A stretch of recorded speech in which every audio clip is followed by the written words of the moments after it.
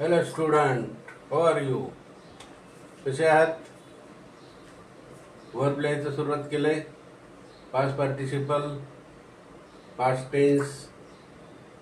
आज आपण how to speak English, बरोबर, कसं इंग्लिश बोलायचं, कसे वाक्य तयार करायचे, बरोबर, कसे वाक्य कशा प्रकारे तयार करायचे. कॅनने, बरोबर, कॅन कॅन म्हणजे काय, शक्य असणे. कॅन म्हणजे काय, शक्य असणे. मग आता तुम्हाला एक वाक्य करायचं आहे, मी गीत गाऊ शकत नाही. काय वाक्य करायचंय, मी गीत गाऊ शकत नाही. मग काय, मी गीत गाऊ शकत नाही. मी तर पहिले येणारच, आय. शक्य असणे, कॅन. शकत नाही, शक्य नसणे, can not. I can not. मग पुढं काय, गीत गाऊ शकत नाही, आय कॅन नॉट. बोला, I can not sing a song. म्हणजे इथं वाक्य असं होईल, I can not sing a song. मी गीत गाऊ शकत नाही. मी गीत गाऊ शकत नाही, बरोबर. मी गीत गाऊ शकत नाही असं बोलायचं. I can not sing a song, बरोबर. जमेल तुम्हाला कॅनने वाक्य करायचं. आता दुसरं वाक्य करायचं, भारताला कोणताही देश हरवू शकत नाही. भारताला कोणताही देश हरवू शकत नाही. कोणताही देश काय, नो कंट्री. मग काय, नो कंट्री कॅन नॉट म्हणजे शकत नाही. No country can not defeat. नो country cannot to defeat India, बरोबर. cannot, no country can defeat India. मग काय दुसरं, no country, COUNTRY, no country can defeat India. Can defeat, DEFE, defeat India. पहिले जे अक्षर आहे ते कॅपिटल काढायचं आहे. नो कंट्री, कोणतीही कंट्री, कॅन डिफीट इंडिया. भारताला कोणताही देश हरवू शकत नाही. इंडिया इज माय कंट्री, बरोबर. इंडिया इज माय कंट्री म्हणजे भारत देशाला कोणताही देश हरवू शकत नाही.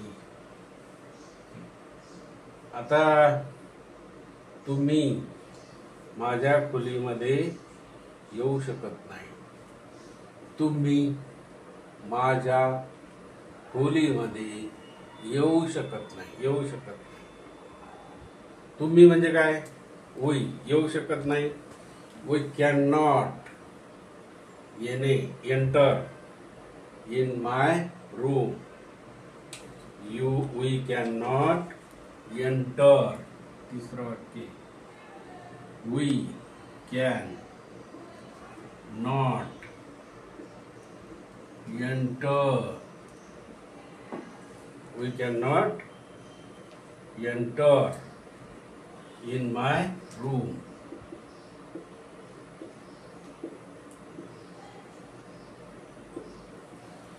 माझ्या खोलीमध्ये तुम्ही येऊ शकत नाही, एंट्री करू शकत नाही, बरोबर. माझ्या खोलीमध्ये तुम्ही येऊ शकत नाही. We can not enter in my room, बरोबर. We can not enter in my room. आता या ठिकाणी दुसरं, मी यावेळेस काही करू शकत नाही. मी यावेळेस काही करू शकत नाही. मी म्हणजे काय? आय. शकत नाही. मी यावेळेस मी यावेळेस काही करू शकत नाही म्हणजे काय होईल? I can not. करू शकत नाही do anything at this moment. I can not do anything at this moment. I cannot do anything at this moment. मग काय होईल? चौथं,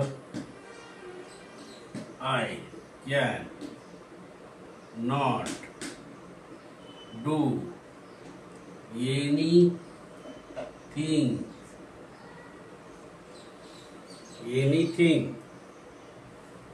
at this moment.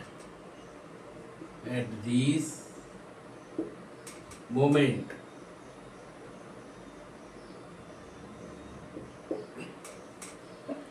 I cannot do anything at this moment.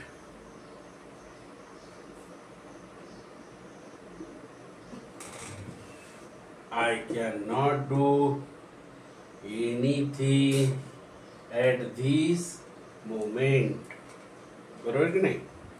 I cannot do anything at this moment.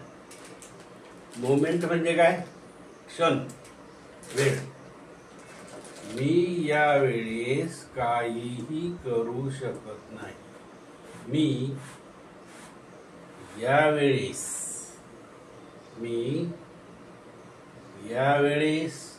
काहीही करू शकत नाही. I can not do. मी करू शकत नाही कधी? Anything at this moment. मी काही करू शकत नाही ॲट दिस मोमेंट. मला शक्य नाही. I can not do anything at this moment. मी यावेळेस काही करू शकत नाही. बरोबर. आता पुढचं जे आहे कोणतं वाक्य आहे? तो माझ्या भावनांना समजू शकत नाही. तो माझ्या भावनांना समजू शकत नाही. तो म्हणजे ही माझ्या भावनांना. फिलिंग आणि फिलिंग, FEELING फिलिंग म्हणजे भावना आणि FILLING फिलिंग म्हणजे भरणे. म्हणजे ही कॅन नॉट अंडरस्टँड. पाचवं वाक्य, he can not understand. He can not understand.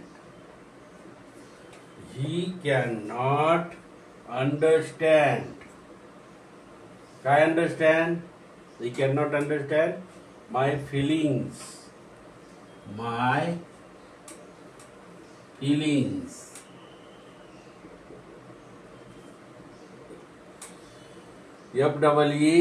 FEELINGS. He cannot understand my feelings. तो माझ्या भावनांना समजू शकत नाही. He cannot understand my feeling.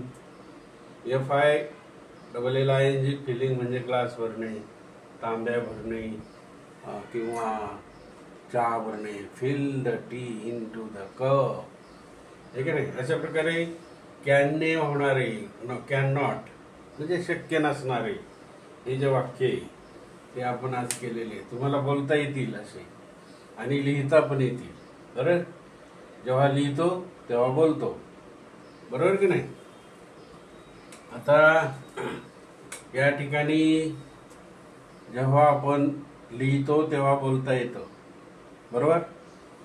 जेव्हा if you are writing you will be easily speaking. जेव्हा आपण लिहितो तेव्हा आपल्याला सहजासहजी बोलता येतं.